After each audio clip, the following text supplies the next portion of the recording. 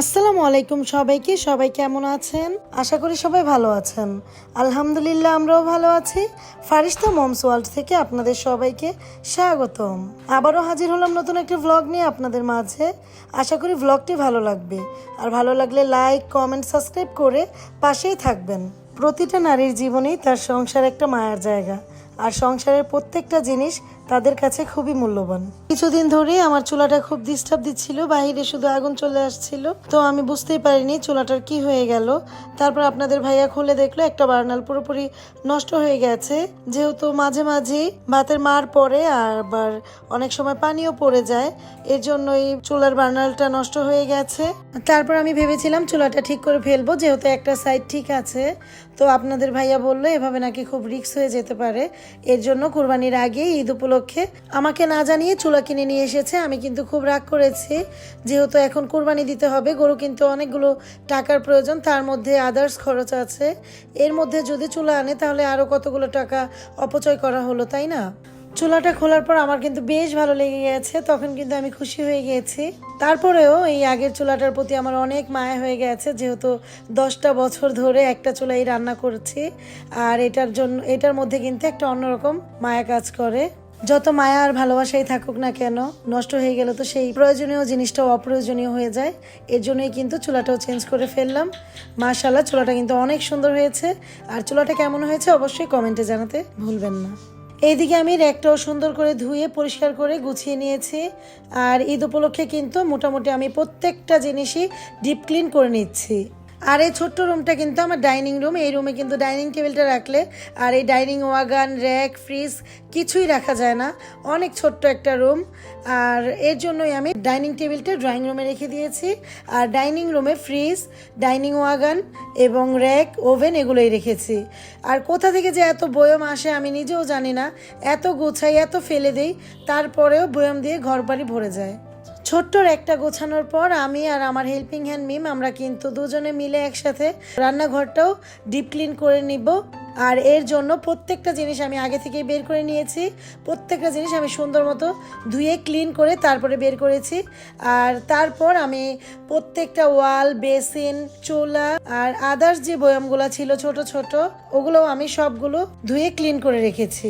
দেখতে কত সুন্দর হয়েছে। প্রত্যেকটা জিনিস যখন সুন্দর করে ক্লিন করা হয় তখন কিন্তু ওই জিনিসটা মনে হয় যেন পুরোপুরি হালকা হয়ে গেছে এবং অনেক ভালো লাগে দেখতে। আমার রান্নাঘরটা কিন্তু অত বেশি ময়লাও হয়নি, তারপরেও আমার মনে হচ্ছিল ঈদের আগে একটু ক্লিন করা প্রয়োজন, তাই আমি পুরো রান্নাঘরটাই ডিপ ক্লিন করে নিলাম। তারপর আমি রান্নাঘরটা সুন্দর করে গুছিয়ে নেব। এই তো নিচে আমি প্রথমে পাতলা একটা প্লাইউড বিছিয়ে নিয়েছি, তার উপরে আমি চালের যে কন্টেনার সেটা রেখেছি, তার পাশেই দুইটা আমি নুডলসের কন্টেনার রেখেছি, এটার ভিতরে আমি যাবতীয় জিনিসপত্র রাখি। তার পাশে আমি টুলগুলো, ভাতের মারগালনি আর শিল নোড়া রেখেছি। আর কাউন্টার টপে দুইটা চুলা রেখেছি, এক পাশে কারেন্টের চুলা আর একটা গ্যাসের চুলা। তার মাঝে আমি ফাঁকা যে বয়মগুলো ছিল ওগুলো আমি সুন্দর করে ধুয়ে পানি ঝরতে রেখে দিয়েছি। আর তার উপরে ছোট্ট একটা কাউন্টার টপ আছে, ওইখানে আমি আমার প্রয়োজনীয় মশলা, তেল এগুলোই রেখে দিয়েছি।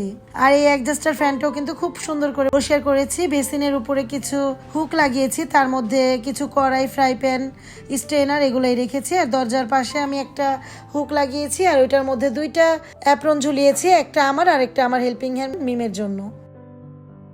আর এই তো ফাইনালি আমার রান্নাঘরটা কিন্তু অসাধারণ সুন্দর হয়েছে। আমার কাছে কিন্তু আমার এই ছোট্ট রান্নাঘরটাই অনেক পছন্দের, অনেক প্রিয় এবং ভালোবাসার। আর আমাদের মতো গৃহিণীদেরই কিন্তু রান্নাঘরে অনেকটা সময় কাটাতে হয়, আর তার জন্যই কিন্তু আমরা চেষ্টা করি রান্নাঘরটা একটু সুন্দর করে পরিপাটিভাবে গুছিয়ে রাখার। পরের দিন সকাল সকাল চলে এসেছি ড্রয়িং রুমটা ডিপ ক্লিন করতে, আর এই তো কাজ শুরু করে দিয়েছি। প্রত্যেকটা সোফার কভার খুলে নিয়েছি, সাথে ডাইনিং টেবিল কভার, টি টেবিল কভারও খুলে নিয়েছে। এরপর আমি শলার ঝাড়ু দিয়ে আমি আর মিম পুরোটা রুম ভালো করে ঝেড়ে নিয়েছি প্রথমে। তারপরে এই তো সোফাটাও ঝেড়ে নিচ্ছি, যেহেতু চিপা চাপায় একটু ধুলাবালি আর মাকড়সাও ছিল।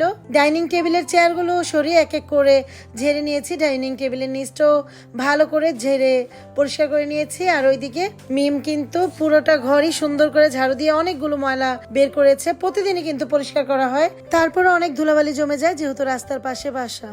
চেয়ারগুলো সরিয়েও আমি খুব সুন্দর করে ভালো করে ঝেড়ে নিয়েছি, যাতে কোনো ময়লা না থাকে। এখন প্রায় দুপুর 12টা বেজে গেছে আর আমি কিন্তু দুপুরে রান্নাটাও শুরু করে দিয়েছি। আজকে আমি রান্না করব কলমি শাক দিয়ে পুঁটি শুটকি আর কাঁঠাল বিচি দিয়ে মুরগির মাংস। মুরগির মাংসটা প্রথমে আমি ভালো করে মশলা কষিয়ে নিয়ে মুরগির মাংসটা কষিয়ে সাথে কাঁঠাল বিচিও কষিয়ে নিয়েছি। তারপর প্রেশার কুকারে দিয়ে 5-6টা সিটি দিয়ে নামিয়ে নেব। আর পুঁটি শুটকিটা প্রথমে আমি পেঁয়াজগুলো ভাজা ভাজা করে নিয়েছি। আর পেঁয়াজগুলো ভাজা ভাজা হয়ে গেলে তার সাথে আমি পুঁটি শুটকিটা দিয়ে দেব। আর একটু ভাজা ভাজা করে আদা রসুন বাটা দিয়ে পরিমাণ মতো পানি দিয়ে হলুদ মরিচ গুঁড়ো আর সাথে লবণ দিয়ে ভালো করে কষিয়ে নেব তেল ওঠা পর্যন্ত। কষানো হয়ে গেলে আমি ভালো করে পরিষ্কার করে রাখা শাকগুলো দিয়ে একটু কষিয়ে নেব। তারপর ভালো করে কষানো হয়ে গেলে আমি ভাজা ভাজা করে নামিয়ে নেব। মাংসটাও প্রায় হয়ে এসেছে, আমি কাঁচামরিচ দিয়ে দিয়েছি, তারপর জিরা ফাঁকি দিয়ে নামিয়ে নেব। কাঁঠাল বিচি দিয়ে এই প্রথম আমি মাংস রান্না করেছি। আপনাদের ভাইয়া আমাকে বলেছিল গরুর মাংস দিয়ে কাঁঠাল বিচি দিয়ে খাবে, যেন কাঁঠাল বিচি রেখে দেই। আর সেটা শুনেই কিন্তু আমি মুরগির মাংস দিয়েই রান্না করে ফেললাম। আপনাদের ভাইয়া নাকি যশোরে খেয়ে এসেছে আর নাকি দারুণ মজা লেগেছে তার কাছে। আর আসলেই অসাধারণ মজা এই কাঁঠাল বিচি দিয়ে মুরগির মাংস রান্না। খুবই মজা হয়েছিল মুরগির মাংস রান্নাটাও, আর শুটকিটাও কিন্তু দারুণ লেগেছে খেতে। মাঝে মাঝে শুটকি খেতে কিন্তু ভালোই লাগে। আর কলমি শাক দিয়েও কিন্তু পুঁটি শুটকি আর চিংড়ি মাছ দিয়ে রান্না করলেও খুব মজা হয়। আর এখন কিন্তু আমার 2টা আইটেমই রান্না শেষ হয়ে গেছে আর আমি প্রত্যেকটা তরকারি বাটিতে বেড়ে নিচ্ছি। আর মাশাআল্লাহ রান্নাগুলো দেখতে যেমন লোভনীয় ছিল, খেতেও কিন্তু অসাধারণ মজা লেগেছিল। আজকে কিন্তু 2টা আইটেমই রান্না করেছি, বেশি কিছু রান্না করিনি। তবে একা মানুষের জন্য 2টা আইটেমই কিন্তু কম কিছু নয়। যাই হোক, সবকিছু মিলিয়ে আলহামদুলিল্লাহ। আর এইদিকে আমার হেল্পিং হ্যান্ড মিম কিন্তু এখনো পরিষ্কার করেই যাচ্ছে। আমার রান্নাও হয়ে গেল আর ওর কাজ শেষ হচ্ছে না। ও একটা একটা করে কোণা, এই কোণা সেই কোণা সবকিছু কিন্তু সুন্দর করে ভালো করে মুছে নিচ্ছে। আর এই তো সোফাটাও খুব সুন্দর করে আনাচে কানাচে সুন্দর করে মুছে ক্লিন করে ফেলেছে। ডাইনিং টেবিলের নিচ থেকে শুরু করে সবকিছু চেয়ারগুলো সহ সবকিছু সুন্দর করে ভেজা নেকড়া দিয়ে পরিষ্কার করে মুছে নিয়েছে। আর মিম কিন্তু সোফাগুলো খুব ভালো করে মুছে নিয়েছে, একবারে একটা নেকড়া সাবান পানিতে চুবিয়ে ভালো করে নিগড়ে নিয়ে তারপরে কিন্তু মুছেছে সোফাগুলো। আর প্রত্যেকটা জিনিসই খুব চকচকে করে ফেলেছে। মিম কিন্তু অনেক ভালো মনের একটা মানুষ। ও আমার সংসারের কাজটাকে নিজের মতো করে করে দেয় আর খুব পরিষ্কার পরিচ্ছন্ন করে কাজ করে। এভাবে কাজ করলে কিন্তু নিজের কাছেও ভালো লাগে আর অনেকটাই তৃপ্তি পাওয়া যায়। যাই হোক, ওকে কিন্তু আমি যেটা বলি ও সাথে সাথে করে দেওয়ার চেষ্টা করে। সাথে সাথে না পারলেও সেই কাজটা করে দিয়ে তারপরেই যায়। ও সকালে আসে বিকালে যায়, সারাটা সময় কিন্তু আমাকে আর আমার মেয়েকে দেয়। আলহামদুলিল্লাহ, ওকে পেয়ে কিন্তু আমার অনেকটাই সুবিধা হয়েছে এবং অনেকটাই কষ্ট কমে গেছে। তারপর রুমটাও সম্পূর্ণ ক্লিন করে দিয়েছে আর আমি গুছিয়ে নেব। এদিকে আমি সোফার ফোমগুলো লাগিয়ে দিলাম, তারপর কোশনগুলো যেটা যেটা জায়গায় রেখে দিয়েছি। তারপর আমি ডাইনিং টেবিলে একটু নতুন একটা কভার লাগিয়েছি, তার উপরে একটা রানার বিছিয়ে দিলাম। তারপর একটা ট্রের মধ্যে ফুলদানি, লবণদানি আর একটা চামচ হোল্ডার রেখেছি। ভাত তরকারি এগুলো এনে রেখে দিলাম। এইদিকে প্রত্যেকটা সোফার কভার লাগিয়ে নিয়েছি, তারপর কোশনগুলো সুন্দর মতো সাজিয়ে দিলাম। মাশাআল্লাহ, পুরোটা রুম কিন্তু অসাধারণ হয়েছে। আর সুন্দর করে গোছানোর পর আর ক্লিন করার পর কিন্তু পুরোটা রুমই যেন হালকা হয়ে যায় এবং নিজের কাছেও খুব শান্তি শান্তি অনুভব হয়। 2টা সোফার কর্নারে একটা চেয়ার রেখে দিয়েছি আর চেয়ারের উপরে কিন্তু একটা জায়নামাজ আর রেহাল আর কোরআন শরীফ রেখেছি। এই রুমটাতে আমি বেশিরভাগ সময় নামাজ পড়ি, কারণ এই রুমটাতে ফারিস্তা একটু কম আসে, যেই কারণে এই রুমটা অনেক ফ্রেশ থাকে এবং নামাজ পড়তেও ভালো লাগে।